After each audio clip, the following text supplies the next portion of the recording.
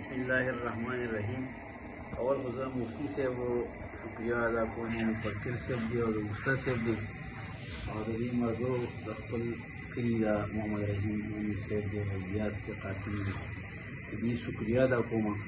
چې تاسو په دې لنډ تنګ وخت کې راغلئ او د دومره مصروفیاتو باوجود تاسو دلته ټایم راکوماله. او زما خو دا تاسو ته معلومه ده د وکالت د پیشې سره تقریبا 14 کاله زموږ چې دغه وابسته یم او دلته په ډګر کې مې پریکټس دی.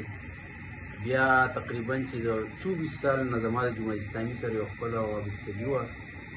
د هغې سره ومه. اوس چې دی ما دا ځان له یو په زړه کې فیصله کړې ده او دا مې خواهش و چې یاره ستاسو په شان کې د خپلو خلقو جمعیت علما اسلام ته راشم. نو هغه فیصله د الله رحم دی ستاسو په مینه او محبت زه دې ته راکړی یم او انشاءالله زه به ستاسو سره یم او تاسو مې په خپله ملګرتیا کې قبول کړئ. نو دا زما لپاره د اعزاز خبره ده او انشاءالله دا د دین دا کار او د دې کوم چې د اسلامي دا نظریه ده د جمعیت علما چې کوم خپله نظریه ده انشاءالله په هغې کې به زه ستاسو سره ولاړ یم او چې زما نه څه کېږي د وکالت په جامه کې یا په نور سماجي دغه کې زه به په دې کې انشاءالله ستاسو سره ښانه بشانه ولاړ یم او زه بیا یو ځل ستاسو شکریه ادا کوم. ډېرې خبرې خو هغه چا خبره ټایم داسې دی چې مفتي صاحب دې ټایم مونږ ته پته ده قیمتي دی، نو ډېرې خبرې راځي نه. بیا یو پېره ستاسو شکریه ادا کوم چې الله تعالی دې تاسو خوشحاله کړي، تاسو راغلئ دلته او ما نن دومره عزت راکړو. ډېره مهرباني، ډېره شکریه. بسم الله الرحمن الرحیم. زه د ټولو نه اول د جمعیت علما اسلام ضلع بونیر د طرف نه د عبدالسلام ایډوکیټ صاحب په جمعیت علما اسلام کې په شمولیت باندې دوی ته په خیرالۍ او هرکلی او مبارکباد پیش کوم. دا وخت زموږ سره په دې هنګامي پریس کانفرنس کې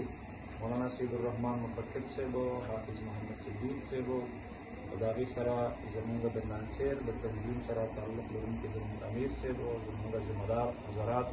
هغوی دلته زموږ سره موجود دي. زه د دې ملګرو انتهایي شکریه هم ادا کوم او د عبدالسلام ایډوکیټ صاحب په جمعیت علما اسلام کې شمولیت انشاءالله العزیز دا به د جمعیت علما اسلام د تقویت او د استحکام لپاره سبب الجلیل ګرځېږي او دا وخت دی جمعیت علما اسلام یو قاعدانه کردار ادا کوي په ملکي سیاسي ماحول کې. ستاسو په علم کې د افغانستان سره چې د پاکستان تمتاو تریخوالی راغلی و، ظاهره خبره ده چې د دواړو ملکونو د هغې په مستقبل باندې ډېر نقصاندeh اثرات په هغې سره مرتب کېدلی شو. د پاکستان په سیاستدانانو کې واحد داسې قابل قبول سیاستدان چې هغه د دواړو ریاستونو ترمنځ د شخړې همواري کړي دا زموږ قائد او زموږ مشر حضرت مولانا فضل الرحمن صاحب و چې هغه لاړ شو او لومبنۍ تیږې یې کېښودله د روغې رغبت او د صلح مصالحت لپاره چې هغه طرف ته او دې طرف ته یو پښتانه پاتې کېږي، یو مسلمانان وروڼه یو، دوه برادر اسلامي ملکونه دي او مستقبل هم د یو بل سره وابسته دی. نو الحمدلله په ملکي سیاسي ماحول کې د مولانا فضل الرحمن صاحب کردار دا د چا نه پټ پناه نه دی او د هغې جرأتمندانه پالیسي، د هغې واضح او دوټوک موقف و هغه د عدلیې د طرف نه داسې فیصله راشي چې په هغې قوم سوال پورته کوي، ګوته پورته کوي، نو د هغې نشاندهي هم مولانا فضل الرحمن صاحب کوي. خو د اسټبلشمنټ د طرف نه داسې مداخلتونه راځي نو په هغې باندې هم مولانا فضل الرحمن صاحب په پاکستان کې داسې یو سیاستدان دی چې هغې وخت په وخت په هغې باندې ګوته اوچته کړې ده. خو دلته د حکومت د طرف نه یا د نورو ادارو د طرف نه داسې قسم کمی، کمزورۍ، کوتاهۍ کېږي چې بین الاقوامي اسټبلشمنټ راځي او د پاکستان په سیاست کې مداخلت کوي او یو سیاستدان ته هغوی فنډینګ کوي، نو د هغې نشاندهي او بیا د هغې فنډینګ پیش نظر چې مخې ته کوم مقاصد دي د هغې ټولو خطراتو نه دا زموږ په دې باندې فخر دی چې زموږ قاید الحمدلله د ولس اګاه کوي او د عوام اګاه کوي. الحمدلله نن د خلقو رجحان هغه هم دغې طرف ته دی. انشاءالله العزیز دا کاروان دا به مخ په وړاندې روان وي او دې الیکشن کې چې دا کوم روان الیکشن دی انشاءالله العزیز د جمعیت علما اسلام ته به پذیرایي دا نوره هم سیوا کېږي او د جمعیت علما اسلام ګراف دا به پورته کېږي، مقبولیت به یې سیوا کېږي. وکیل صاحب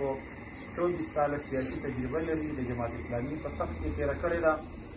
نو زه به دا ووایم چې د دوی پروموشن وشو چې جمعیت علما اسلام ته د اهل علم یو کثیر تعداد دلته موجود دی، او دا جمعیت علما دا د دیني علومو یو چلتا پرتا کتابخانه ده. په کتابخانه کې کتابونه دا علم په کتابونو کې، نو دلته علم په سینو کې پروت دی. الحمدلله اهل علم دي، او زمونږ او د دوی د کورنۍ زمونږ د والد صاحب سره د دوی یو بېلینه تعلق دی، د دوی د ټول خاندان او د مخکې راسي زمونږ د دوی سره د احترام او د هغه یو رشته وه. انشاءالله العزیز اوس به زمونږ د رفاقت او د ملګرتیا یو رشته وي. نو دوی ته جمعیت علما اسلام کې په شمولیت باندې حرکت وکړو.